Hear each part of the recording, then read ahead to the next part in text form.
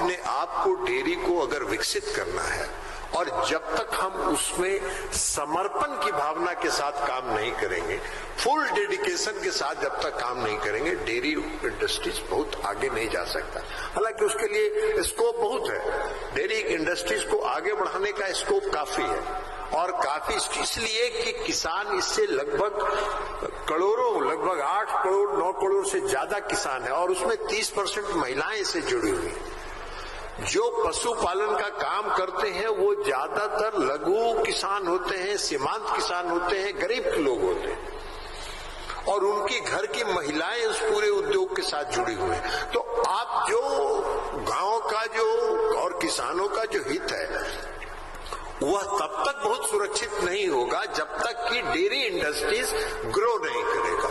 Dairy industries के growth के साथ उनका सशक्तिकरण जुड़ा हुआ है, तो इसलिए इसमें आपका काफी योगदान है और आईडीए इस काम को कर रही है। लेकिन हमारा सलाह होगा आईडीए को कि और इस काम को आगे बढ़ाने में आपके सहयोग की आवश्यकता है। अब मेरा अपना परामर्श है कि इंडियन डेयरी एसोसिएशन जो है उसको सहकारी और निजी क्षेत्र, जो आपका कोऑपरेटिव सेक्टर है, जो प्राइवेट सेक्टर है, दोनों के डाटा को कलेक्ट करके उसको शेयर करना चाहिए। क्योंकि हम अगर भारत सरकार अगर कोई नीति बनाती है और नीति बनाने में आपका डाटा अगर हमको उपलब्ध होगा तो हमको नीति बनाने में सुविधा होगी, हम चिन्हित कर पाएंगे कि किन किन क्षेत्रों में हमको और सुधार की आवश्यकता है। इसलिए आईडीए से हम कहेंगे कि डाटा कलेक्शन का आप सेंटर बनाइए, उसमें कोऑपरेटिव सेक्टर्स के डाटा को भी कलेक्ट करिए, क्योंकि कोऑपरेटिव सेक्टर्स भी जो